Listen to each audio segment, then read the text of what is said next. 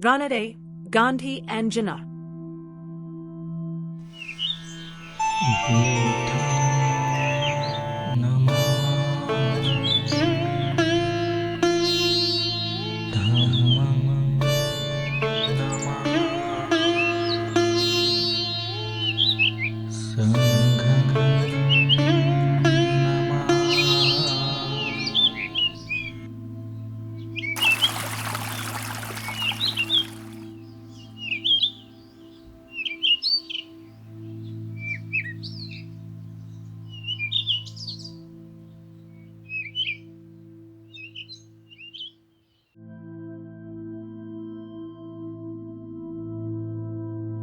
The conflict was between two opposing points of view and it centered round the question which is more important for the survival of a nation, political freedom or strong moral fiber.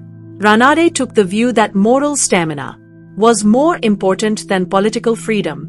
This was also the view of Lecky, the great historian who after a careful and comparative study of history came to the conclusion that the foundation of a nation's strength and prosperity is laid in pure domestic life, in commercial integrity, in a high standard of moral worth and of public spirit, in simple habits, in courage, uprightness, and a certain soundness and moderation of judgment which springs quite as much from character as from intellect. If you would form a wise judgment of the future of a nation, observe carefully whether these qualities are increasing or decaying. Observe carefully what qualities count for most in public life. Is character becoming of greater or less importance? Are the men who obtain the highest posts in the nation men of whom, in private life, irrespective of party competent judges speak with genuine respect? Are they of sincere convictions, consistent lives and indisputable integrity?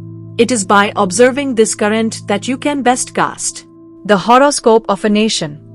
Ranade was not only wise but he was also logical. He told his opponents against playing the part of political radicals and social Tories. In clear and unmistakable terms he warned them saying, "You cannot be liberal by halves. You cannot be liberal in politics and conservative in religion. The heart and the head must go together. You cannot cultivate your intellect, enrich your mind, enlarge the sphere of your political rights and privileges, and at the same time keep your hearts closed and cramped. It is an idle dream to expect men to remain enchained and enshackled in their own superstition and social levels, while they are struggling hard to win rights and privileges from their rulers. Before long these vain dreamers will find their dreams lost." Experience has shown that these words of Ranade have been true, even prophetic. Let those who deny this consider, where are we today in politics? And why are we where we are? It is now 50 years since the National Congress was born. Its stewardship has passed hands, I won't say from the sane to the insane, or from realists to idealists, but from moderates to radicals. Where does the country stand today at the end of 50 years of political marching? What is the cause of this deadlock? The answer is simple. The cause of deadlock is the absence of communal settlement. Ask, why is communal settlement necessary for political settlement, and you realize the fundamental importance of the stand that Ranade took. For the answer to this question is to be found in the ruined social system, which is too undemocratic, too overweight in favor of the classes and against the masses, too class-conscious and too communally minded. Political democracy would become a complete travesty if it were built upon its foundations. That is why nobody except the high caste Hindus will agree to make it the case of a political democracy without serious adjustments. Well, may some people argue to their satisfaction that the deadlock is the creation of the British government. People like to entertain thoughts which soothe them and which throw responsibility on others. This is the psychology of escapism. But it cannot alter the fact that it is the defects of social system which has given rise to the communal problem and which has stood in the way of India getting political power. Ranade's aim was to cleanse the old order if not to build a new one. He insisted on improving the moral tone of Hindu society. If he had been heard and followed, the system would have at least lost its rigors and its rigidity. If it could not have avoided communal settlement, it would have made it easy. For his attempts, limited as they were, would have opened the way to mutual trust.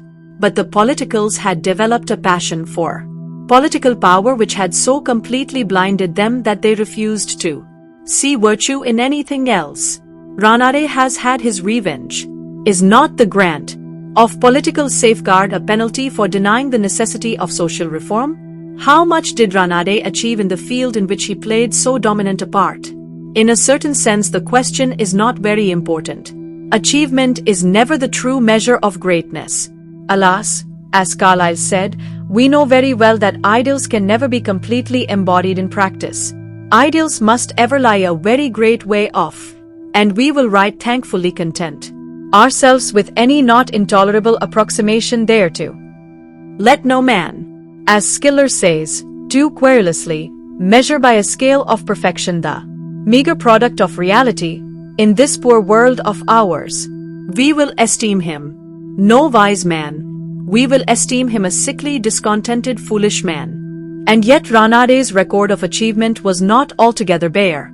The problems facing the then social reformers contained in the statement on social reform prepared by Rai Bahadur Piachali were 5. 1. Early marriage. 2. Remarriages of widows. 3. Liberty for our countrymen to travel or sojourn in foreign lands. 4. Women's rights of property and 5. Education of women. Of this program he achieved a great part. If he did not achieve all, there were the odds against him, which should never be forgotten. A clever, determined and an insincere intelligentsia came forward to defend orthodoxy and give battle to Ranade. The scenes were exciting as those of a dread grim of battle. And battle it was.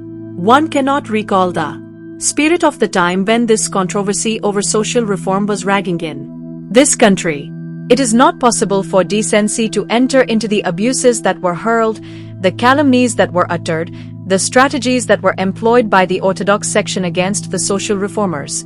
It is impossible to read the writing of those who supported orthodoxy in their opposition to the age of consent bill without realizing the depth of the degradation to which the so-called leaders of the peoples had fallen. The bill aimed to punish a husband who would have sexual intercourse with his wife if she had not attained the age of 12. Could any sane man, could any man with a sense of shame oppose so simple a measure? But it was opposed, and Ranade had to bear the brunt of the mad orthodoxy. Assuming that Ranade's achievements were small, who could take pride or exultation in his failure to achieve more? There was no cause for exultation. The decline of social reform was quite natural. The odium of social reform was too great. The appeal of political power too alluring. The result was that social reform found fewer and fewer adherents. In course of time, the platform of the Social Reform Conference was deserted and men flocked to the Indian National Congress. The politicians triumphed over the social reformers. I am sure that nobody will now allow that their triumph was a matter for pride. It is certainly a matter of sorrow. Ranade may not have been altogether on the winning side, but he was not on the wrong side and certainly never on the side of the wrong as some of his opponents were.